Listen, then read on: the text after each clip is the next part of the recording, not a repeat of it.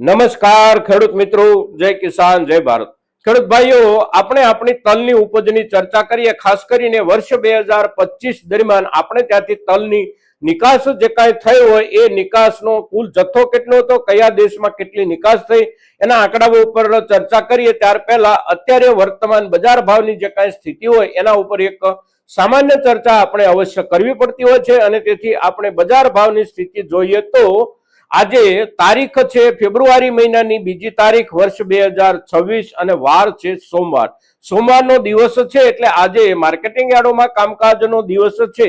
પણ આ એપિસોડ આપની સામે જ્યારે પ્રસ્તુત થઈ રહ્યો છે ત્યારે સવારના 8 વાગ્યાનો સમય છે અને તેથી સવારના 8 વાગ્યા સુધીમાં બજાર ભાવની સ્થિતિના આપણી પાસે આંકડાઓ ન હોય અને ગઈકાલે રવિવારનો દિવસ હતો, રજાનો દિવસ હતો, એટલે આજે આપણે જે ભાવોની ચર્ચા વર્તમાન રૂપમાં કરીએ છીએ એ ચર્ચા એટલે શનિવાર 31 જાન્યુઆરી સુધીમાં આપણા તલના ભાવની જે સ્થિતિ હતી એને આપણે જોઈએ તો એકંદર આપણા સફેદ તલ 20 કિલોનો ભાવ 1425 રૂપિયાથી શરૂ થાય અને સારામાં સારી સુપર વેસ્ટ ક્વોલિટી આપણી કોઈ માર્કેટિંગ યાર્ડમાં વેચાય હોય ખેડૂતની તો મહત્તમ ઊંચામાં ઊંચો ભાવ એટલે લગભગ 2050 રૂપિયાથી લઈ અને 2100 રૂપિયાની વચ્ચે અને એવરેજ સરેરાશ ભાવ આપણે જોઈએ તો સરેરાશ ભાવ એટલે 1600 રૂપિયાથી લઈ અને 1850 રૂપિયાની વચ્ચે આપણા મોટા ભાગના સફેદ તલ વેચાઈ રહ્યા છે।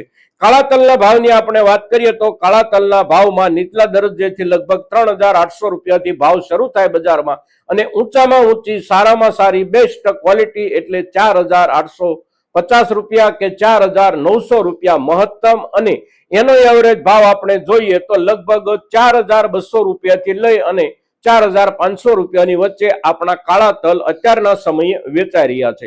આપણે ત્યાંથી તલનો જે વેપાર થઈ રહ્યો છે એ વેપારના આંકડાઓ ઉપર આપણે એક નજર નાખીએ અને વીતેલા લગભગ 2-1 વર્ષ દરમિયાન દુનિયામાં નવા તલના ખેડૂતોએ તલના ભાવને જે રીતે દબાવી દીધા, મોટા પાયે ઉત્પાદન અને મોટા પાયે આંતરરાષ્ટ્રીય વેપારો કરીને એની અસર નીચે આપણા તલ ગયા આખા વર્ષ દરમિયાન દબાયેલા રહ્યા। હવે આપણે નિકાસના આંકડા જોઈએ તો વર્ષ 2024માં આપણા દેશમાંથી તલની જે નિકાસ થઈ હતી એ નિકાસનો જથ્થો લગભગ 2,55,60,000 મેટ્રિક ટન જેટલો હતો।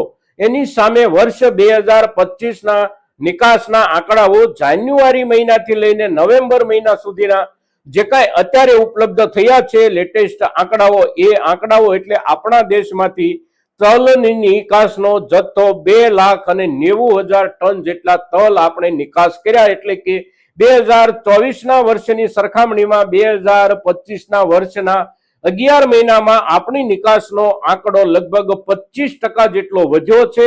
તો અત્યારે હવે પરિસ્થિતિ આપણે જોઈએ તો આપણા તલની નિકાસનો આંકડો વધી રહ્યો છે પણ તલના ભાવ આપણને વધારે ગયા વર્ષમાં પણ નથી મળ્યા અને કદાચ અસર આ પ્રમાણે બની રહે એટલે કે આપણે ત્યાંથી નિકાસનો જથ્થો જળવાઈ રહે તો પણ ભાવો વધી શકવાની શક્યતાઓ કે સંભાવનાઓ કેટલી?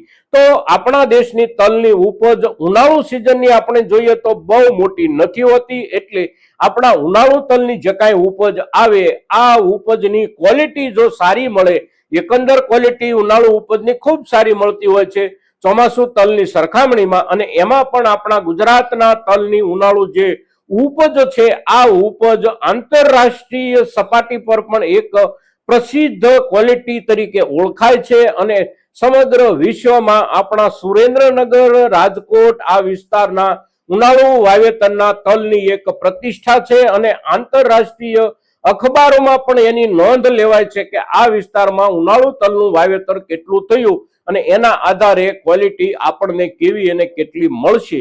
એટલે આપણી પ્રતિષ્ઠા અવશ્ય છે પણ એ પ્રતિષ્ઠાની સામે પણ આંતરરાષ્ટ્રીય બજારમાં ભાવોની જે હરીફાઈ ચાલતી હોય એ હરીફાઈનો ધક્કો આપણી ઉપજના ભાવને અવશ્ય લાગતો હોય છે। એટલે આ વર્ષમાં ઉનાળુ વાવેતરના ઉત્પાદિત તલ આપણા જે કાંઈ હોય એના નિકાસના આંકડા જે બને તે પણ ક્વોલિટી જો સારી બને તો એકંદર ઉનાળુ વાવેતરનું ઉત્પાદન બહુ ઓછું હોય છે અને ઓછા ઉત્પાદન અને આપણા દેશની પોતાની જે સ્થાનિક વપરાશ હોય એ વપરાશમાં ક્વોલિટીના આધાર પર આપણને સારા ભાવો મળી શકે છે। હવે આપણા દેશમાંથી આપણે જે તલની નિકાસ કરી એ નિકાસ આપણે જે દેશોને કરી હોય એ દેશો પૈકી આપણા મુખ્ય 5 ગ્રાહકો જે છે એ દેશો એટલે સૌથી પ્રથમ ક્રમે છે દક્ષિણ કોરિયા, અને દક્ષિણ કોરિયાએ આપણી પાસેથી 2025માં જે તલ ખરીદ્યા એ તલનો જથ્થો એટલે લગભગ 29,000 ટન. બીજા ક્રમે વિયેટનામ, તો વિયેટનામે આપણી પાસેથી જે તલ ખરીદ્યા એનો જથ્થો લગભગ 20,000 ટન. ત્યાર પછી આપણે ત્રીજા ક્રમે જોઈએ તો ચાઇનાએ આપણી પાસેથી જે તલ ખરીદ્યા એ તલનો જથ્થો એટલે લગભગ 18,000 ટન. ત્યાર પછી રશિયાએ 17,000 ટન ખરીદ્યા, અને યુએસએ એટલે કે અમેરિકાએ આપણી પાસેથી જે તલ ખરીદ્યા એનો જથ્થો લગભગ 19,000 ટન. તો આ પ્રમાણે આ બધા દેશોએ આપણી પાસેથી તલ ખરીદ્યા, અને બાકીના દેશોને આપણે જે કાંઈ તલ નિકાસ કર્યા હોય એ બધું મળી અને 2,90,92 કે 95,000 ટન જેટલા તલ આપણા દેશમાંથી નિકાસ થયા. હવે આખી દુનિયામાં સૌથી વધારે તલની આયાત કરનારો જે દેશ છે એ દેશ છે ચાઇના, અને ચાઇના પહેલાના સમયમાં આપણી પાસેથી પૂરતા પ્રમાણમાં જથ્થો ખરીદતો હતો, પણ આફ્રિકન દેશોએ ઉત્પાદન મોટા પાયે વધાર્યા પછી ચાઇનાની ખરીદી આફ્રિકા તરફ જાજી વળી ગઈ છે. ત્યાર પછી પાકિસ્તાન પાસેથી પણ મોટા પ્રમાણમાં ચાઇના તલ ખરીદે છે. દક્ષિણ અમેરિકાના જે દેશો છે, બ્રાઝિલ છે, બોલિવિયા છે, તો આ દેશો પણ તલનું ઉત્પાદન કરી રહ્યા છે, અને એમને ત્યાંથી પણ ચાઇના તલ ખરીદ કરે છે. અને ચાઇનાનો વર્ષ દરમિયાનનો 2025ની આયાતના જથ્થાનો આંકડો આપણે જોઈએ તો લગભગ એને 13.5 લાખ ટન દુનિયાના જુદા જુદા દેશો પાસેથી આયાત કર્યા છે. અને ચાઇના પોતે તલની આયાત કર્યા પછી એમાંથી તૈયાર થતા તેલના વિવિધ સ્વરૂપોને દુનિયા આખીમાં નિકાસ કરે છે. એટલે ચાઇના પોતે આખી દુનિયાનો સૌથી મોટો તલનો આયાતકાર પણ દેશ છે, અને 13.5 લાખ ટન જેટલા તલ ચાઇનાએ આયાત કર્યા. એમને ત્યાં પણ એમને આપણે જે પહેલા તલ વેચતા હતા એના કરતા સસ્તા ભાવે અને ખૂબ સસ્તા ભાવે તલ વેચનારા નવા ખેડૂત દેશો જે તૈયાર થયા એને આપણા તલના ભાવને તોડી નાખ્યા, અને લગભગ 17-18 કે 20% જેટલા આપણા તલના ભાવ તૂટ્યા.